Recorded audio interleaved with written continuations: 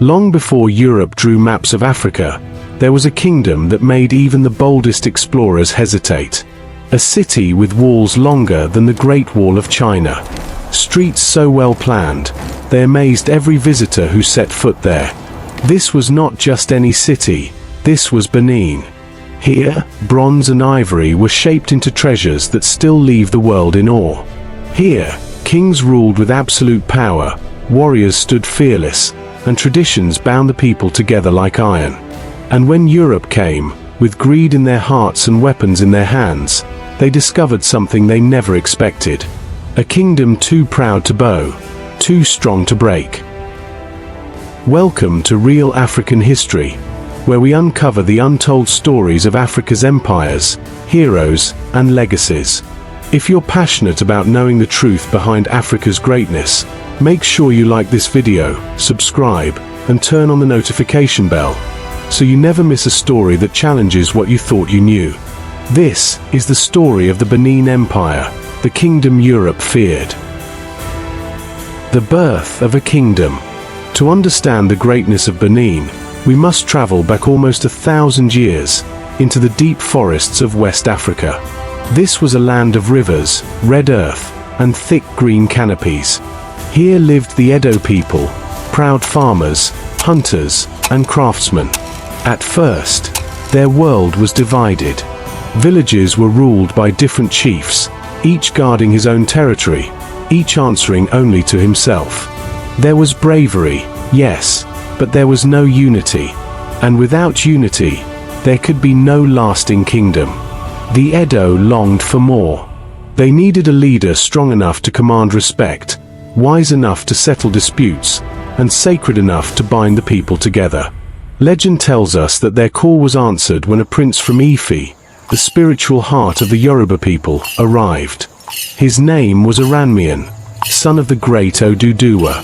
Aranmian came to rule in Benin but soon returned to Ife, leaving behind a child born of his union with an Edo woman. That child would grow to become Eweka I, the first Oba of Benin, around the 12th century.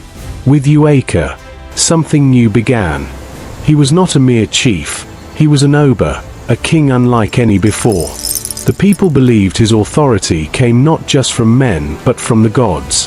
His crown was sacred, his throne divine. From this moment, Benin would never be the same. Under Eweka and those who came after him, the Edo people transformed. A royal dynasty was established, one that has survived for centuries to this very day. Around the Oba's throne gathered councils of wise chiefs, organized into ranks. The palace became the heartbeat of the kingdom, a place of ceremony, decision, and sacred ritual.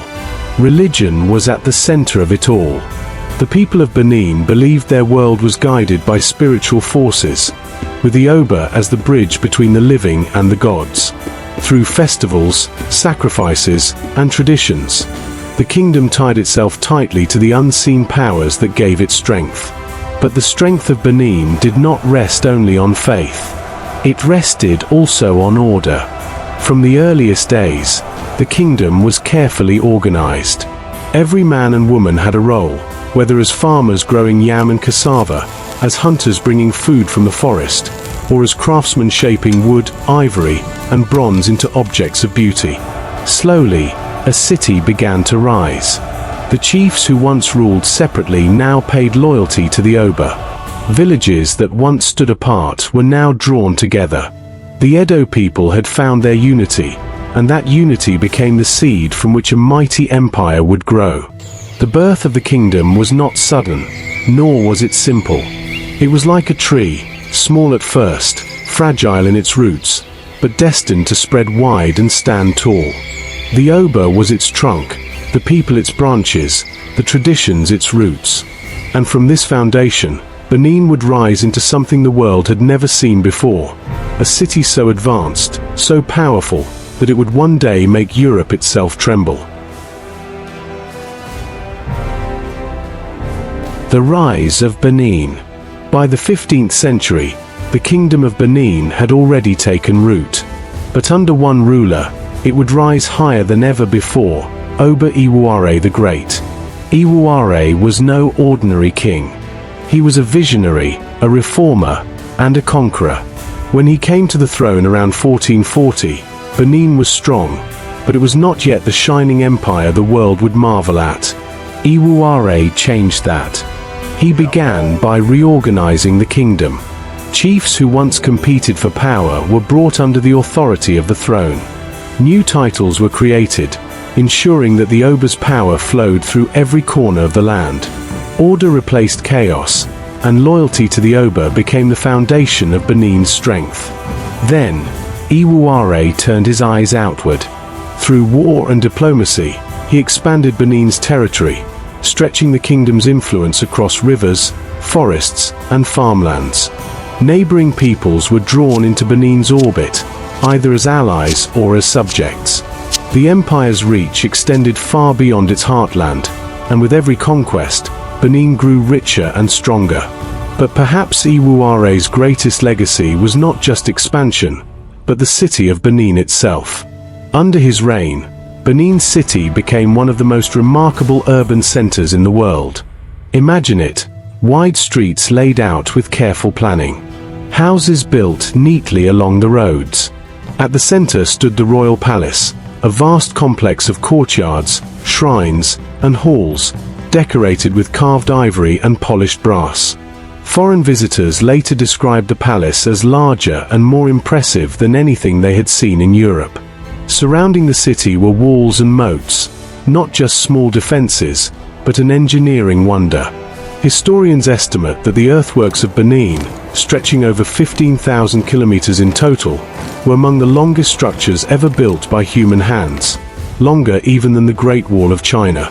These walls were not only for protection, they were symbols of Benin's unity, skill, and determination to endure. Inside the city, life thrived. Farmers brought yams, beans, and palm oil from the countryside. Craftsmen worked with wood, ivory, and metal. But it was the bronze casters who made Benin famous. Using the lost wax technique, they created sculptures of stunning beauty and detail. Plaques, heads, and figures that captured the faces of kings, warriors, and gods. These bronzes were more than art. They were history, telling the story of Benin's rulers and victories in metal that would outlast centuries. Benin was also a place of ritual and tradition. Festivals filled the calendar, honoring gods, ancestors, and the Oba himself. Music, drums, and dance echoed through the streets, reminding the people that their kingdom was not only strong, but sacred. By the late 15th century, Benin had become so advanced that it caught the attention of visitors from across the seas. Portuguese explorers and traders who arrived in the late 1400s were stunned. They wrote of a city so well organized, so clean and impressive, that it rivaled, and even surpassed, European capitals. They spoke of disciplined soldiers, skilled craftsmen, and a kingdom with laws and order unlike anything they had imagined in Africa. This was the height of Benin's rise. A kingdom unified under powerful kings. A city shining with wealth, culture, and beauty. A people confident in their traditions and unmatched in their artistry. Benin had become more than a kingdom. It was an empire, one of the greatest Africa had ever known. And it was this greatness that would both inspire Europe and make Europe fear what it could not control. Power and glory of Benin. By the 15th and 16th centuries, the Kingdom of Benin was no longer just a growing power. It had become a dazzling empire, a place so magnificent that foreign visitors could hardly believe what they saw. This was the golden age of Benin, an era when art, military might, trade, and culture reached their peak, and the Obas, kings, ruled with authority, wisdom, and awe-inspiring grandeur. The throne of the Oba. At the heart of Benin's glory stood the Oba, not just a ruler, but a sacred figure believed to be chosen by the gods. The Oba was seen as the bridge between the spiritual world and the people. His throne was not merely political. It was spiritual, cultural, and eternal. When the Oba spoke, it was said that the ancestors listened, and when he ruled, it was with the weight of divine destiny. Oba Ewuare, often called Ewuare the Great, was one of the most celebrated kings of this age. Under his leadership in the 15th century, Benin transformed from a city-state into a true empire. He reorganized the kingdom, built new roads, and expanded its borders far and wide. Villages and neighboring lands came under Benin's control, and soon the Oba's influence stretched from the Niger Delta to the far west of Yoruba lands. Benin City, a marvel of the world. Travelers who visited Benin City during this golden age were left speechless.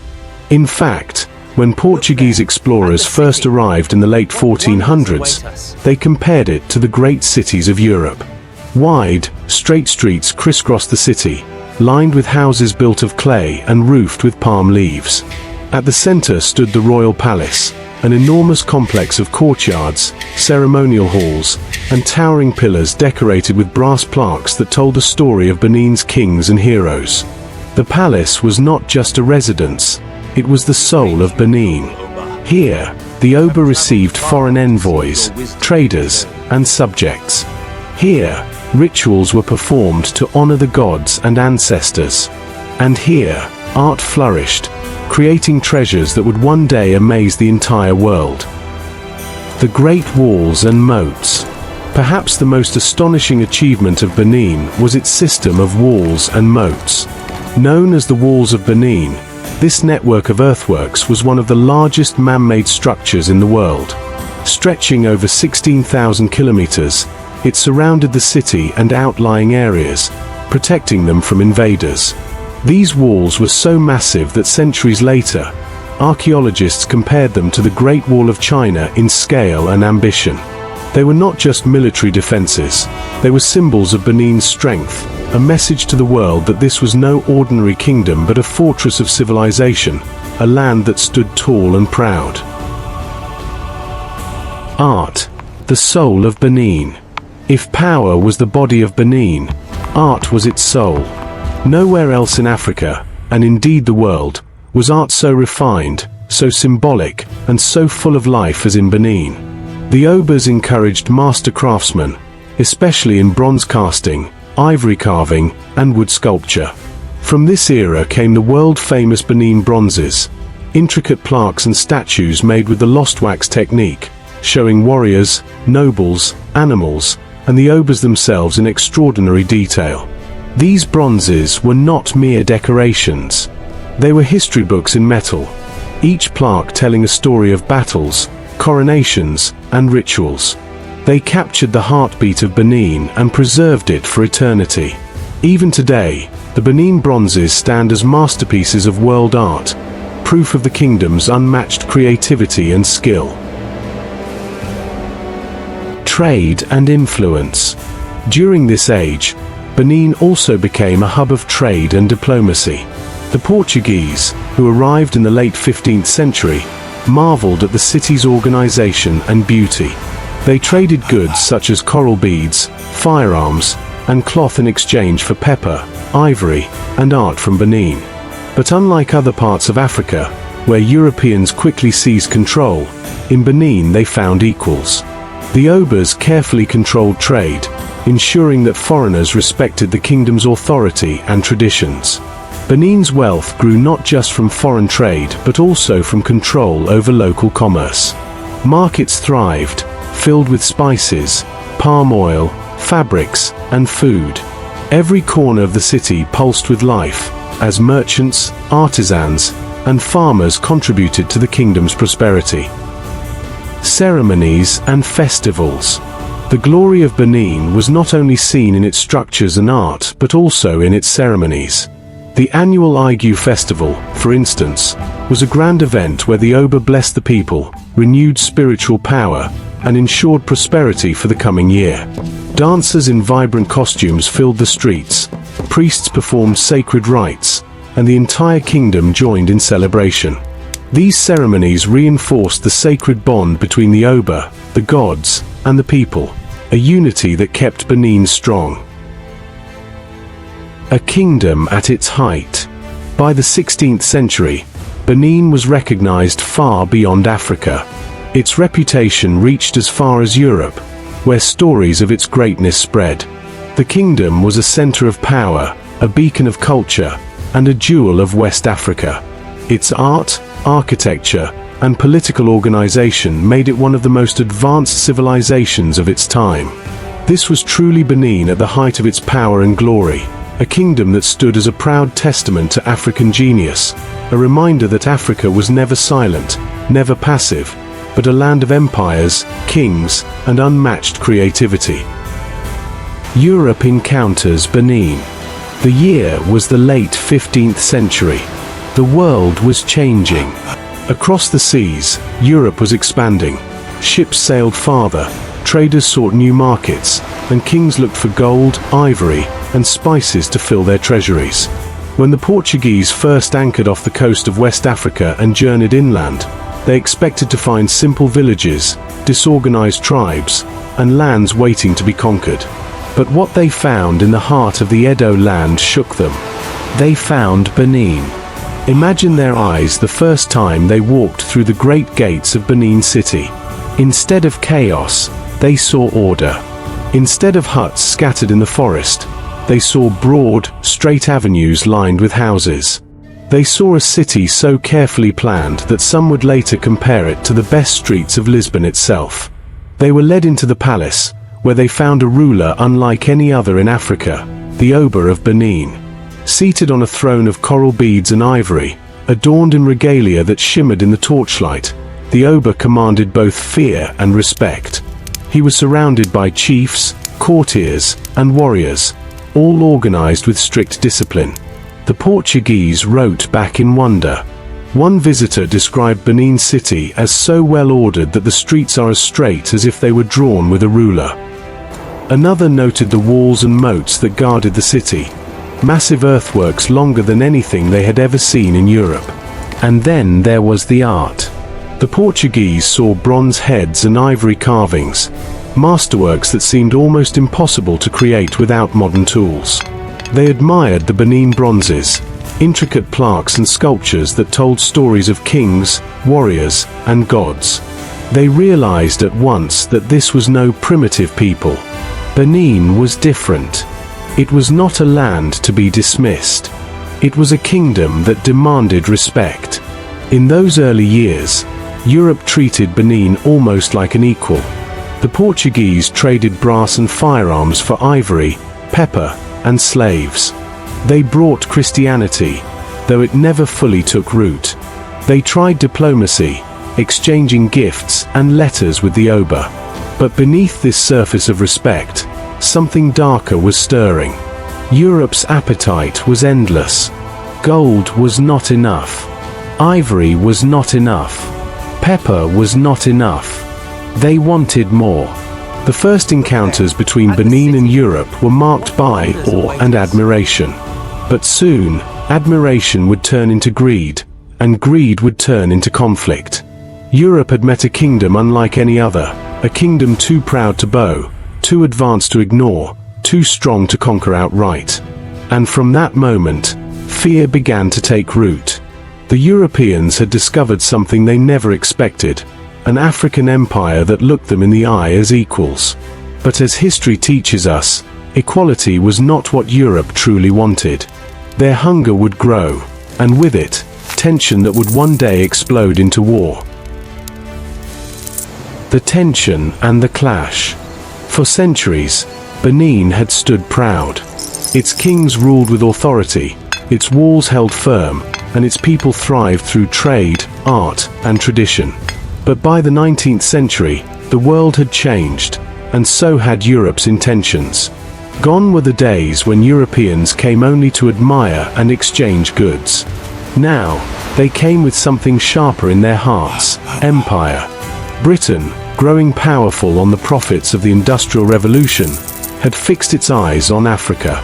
Palm oil was the fuel of factories, ivory was the luxury of the elite, and control of trade routes meant control of wealth.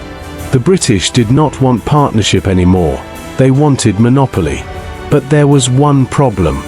Standing firmly in their way was Benin. The Obas of Benin had not forgotten who they were. They resisted treaties that would strip away their power.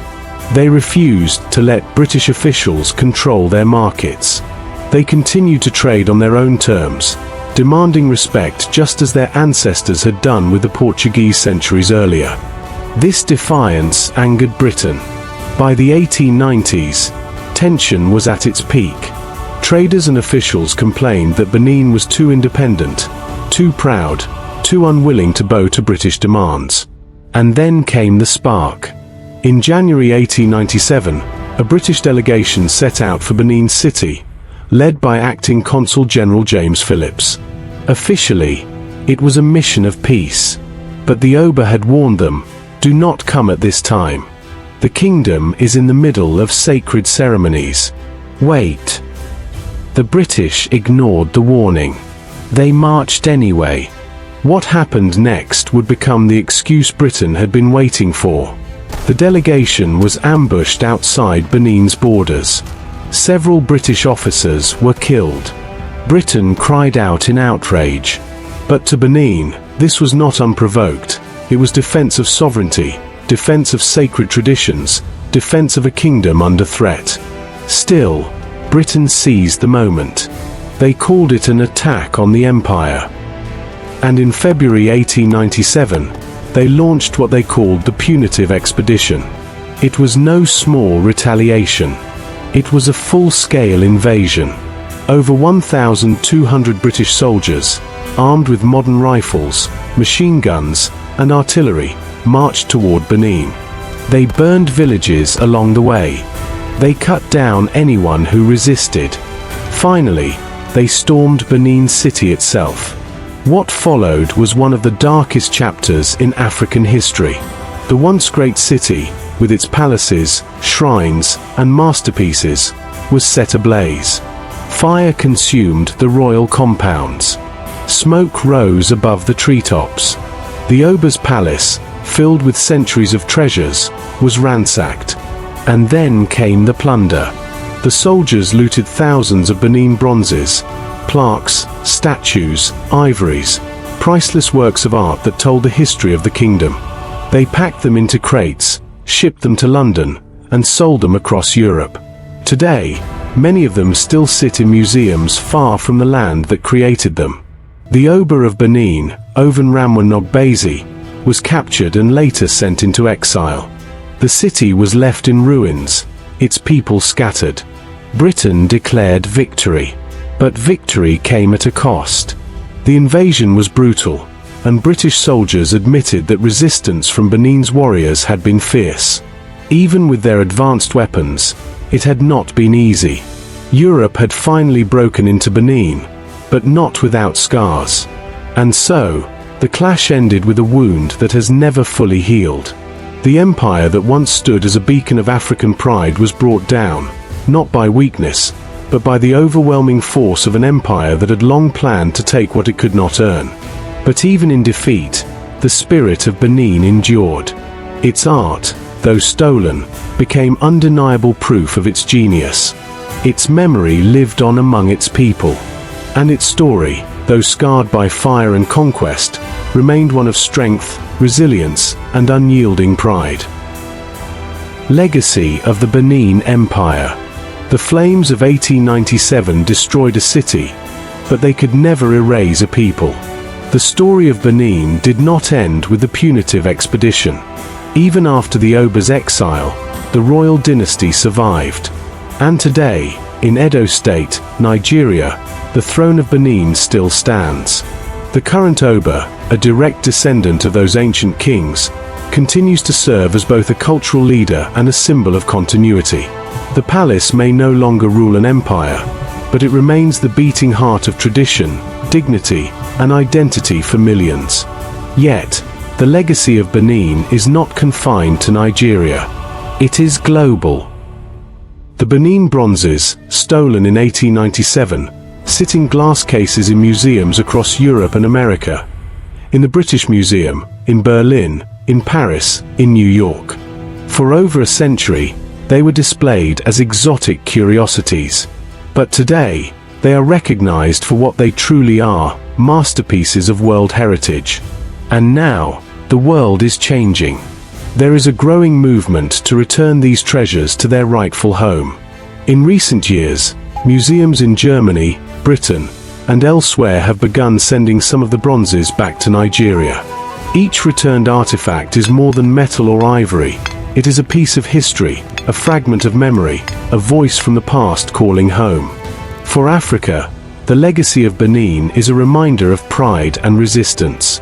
It proves that long before colonialism, African civilizations were building great cities, creating advanced political systems, and producing art that rivaled the best of Europe and Asia. It is proof against the lies of history that tried to paint Africa as empty, primitive, and silent. For Nigeria, Benin is more than heritage, it is identity. The spirit of the Edo people continues in their language, their festivals, their crafts, and their traditions. The Oba's throne still commands respect. And the story of Benin inspires not just Edo's sons and daughters, but all Nigerians to remember the greatness that lies in their past. And for the world, the Benin Empire stands as a challenge to tell history honestly, to honor the civilizations that colonialism tried to erase, to admit that Africa was never a dark continent, but a land of light, brilliance, and power. The walls of Benin may have fallen, the city may have burned, but the legacy endures. It endures in every artifact, in every story, in every descendant who carries the blood of the Edo people. Benin is not gone. Benin lives, in Nigeria, in Africa, and in the conscience of the world. They thought fire could erase memory. They thought stolen bronzes could silence pride. They thought exile could break a dynasty. But they were wrong. Because Benin was not just a city. It was not just an empire. It was, and still is, a symbol of African greatness. The walls may have crumbled. The palaces may have burned. But the spirit of Benin still lives. It lives in the people of Edo. It lives in the throne of the Oba. It lives in every bronze, ivory, and carving that whispers the story of a kingdom that refused to bow. They tried to burn the city, but they could never destroy the spirit of Benin. And that is why the world must remember. If this story of the Benin Empire moved you, if it opened your eyes to the greatness of Africa's past, then join us in bringing these stories back to life. Like this video, share it with others who need to know the truth, and subscribe to Real African History, so together we can keep the flame of our history alive. Because Africa's past is not gone. It is waiting for us to tell it, to honor it, to reclaim it. And the story of Benin is only the beginning.